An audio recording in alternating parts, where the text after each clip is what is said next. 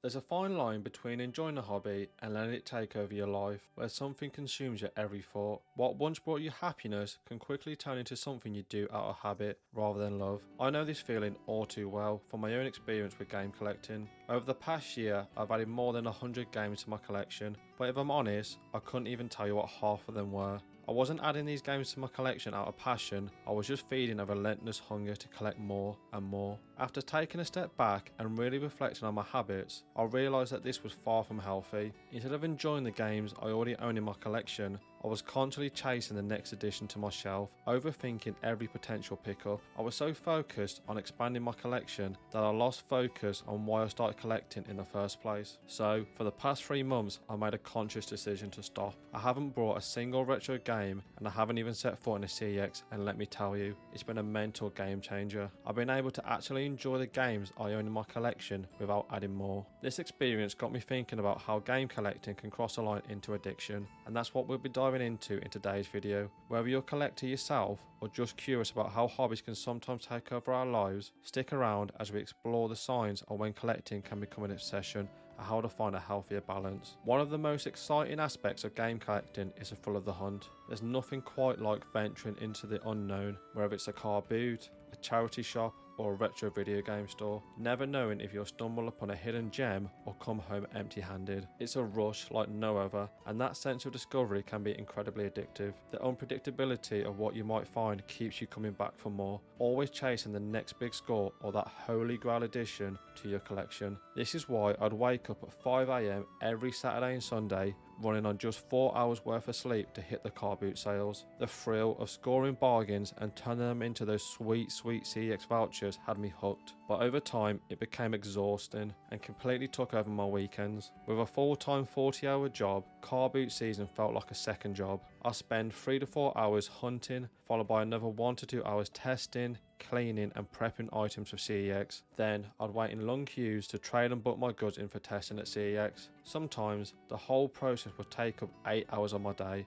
If I came home empty-handed, I'd feel super salty, yet I still go back to the car boots the next week, chasing the thrill of the past wins, much like a gambler chasing that elusive jackpot. Over time, this relentless cycle started taking a toll on my mental and physical health. What was once a fun hobby had turned into a draining routine that felt more like an obligation. I realised I was spending more time chasing deals than actually enjoying the games in my collection. The end of the car boot season came at just the right time for me, giving me a moment to reflect. I had to ask myself, was it really worth sacrificing my weekends and well-being just for the sake of a few CEX vouchers? That's when I knew it was time to rethink my approach to game collecting and to find a healthier balance. Now, I'm not saying to never go game hunting. It's an amazing experience, especially if you can do it with like-minded people and friends. But sometimes you need to question why you feel the need to always be out on the hunt rather than simply enjoying what you already have in your collection.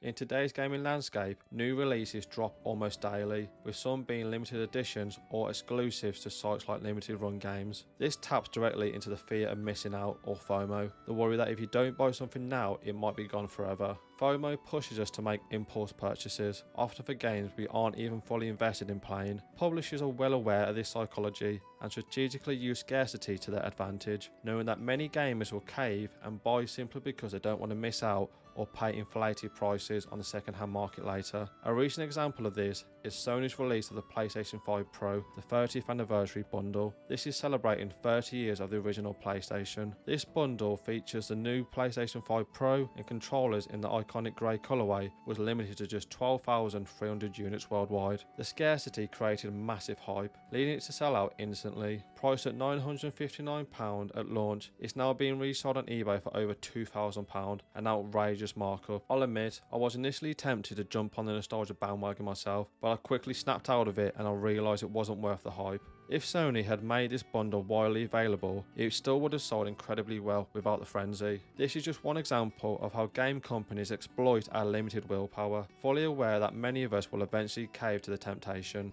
FOMO can also be triggered by social media, where seeing other people's collections on platforms like Instagram and YouTube can make you feel like you're missing out on must-have games. Doom scrolling through endless posts can easily lead you down a rabbit hole of unnecessary purchases. With so many games being released today, it's impossible to stay on top of everything, and social media recommendations can tempt you into buying games you might not even be interested in playing. My advice is to use social media as a source of inspiration and entertainment, not as something to imitate or let it control your spending habits. Ultimately, FOMO can turn game collecting into a stressful and unsatisfying experience if you're constantly chasing the next big thing or limited release to add to your collection. It's important to take a step back and evaluate what truly matters to you as a collector. Are you buying these games because they genuinely interest you, or simply to avoid missing out? By focusing on the games you love and the joy they bring, rather than the pressure of keeping up, you can create a healthier and more rewarding relationship with your collection. Remember, collecting is a journey, not a race, and the best collections are the ones that reflect your personal tastes and experiences.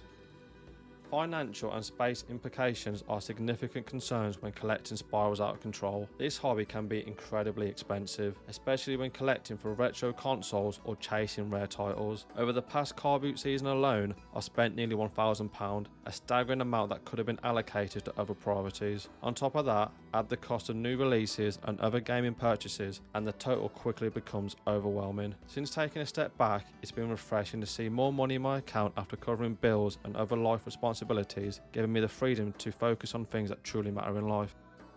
Then there's the issue of space. With over 500 games in my collection, I'm quickly running out of room, and it's starting to feel less like a hobby and more like a burden and a chore. Each week I was spending hours cleaning newly purchased games from CEX and then playing game room Tetris to be able to house those new additions in my collection. For some collectors, one of their favourite things about the hobby is treating their games room almost like a carefully created museum, where every item is meticulously placed in a certain spot. For myself, it just felt like a chore and took me away from actually playing the games within my collection. Collecting is meant to bring joy, not clutter, and if you find yourself in a similar situation, it might be worth reevaluating your habits and focusing on quality over quantity. Sometimes less truly is more, and there's a fine line between being a collector or a hoarder. One strategy I'm going to consider adopting is a one in, one out policy. For every new game I add, I'll remove one, and this will help me prevent my collection from growing out of control and make me think carefully about each edition. I'm also thinking about only adding games that I genuinely see myself playing in the near future, and to keep things even simpler, I might hold off on adding new games entirely until I finish the ones I'm currently playing. After all, you can only play one game at a time.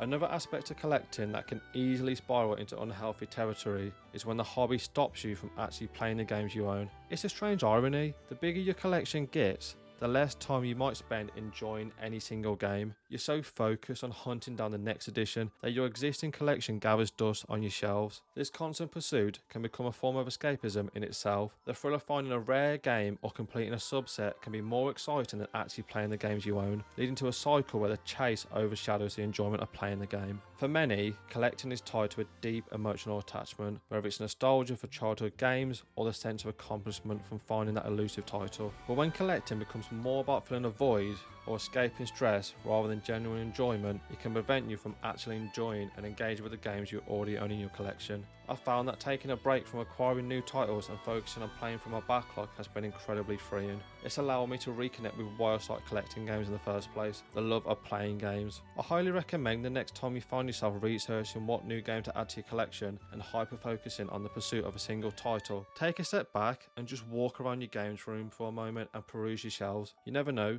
you might uncover that next hidden gem that you forgot you had in your collection. So, if you find yourself constantly on the hunt for the next big game instead of appreciating what you already have on your shelves, it might be time to reflect on whether your collection is serving you or if you're serving it.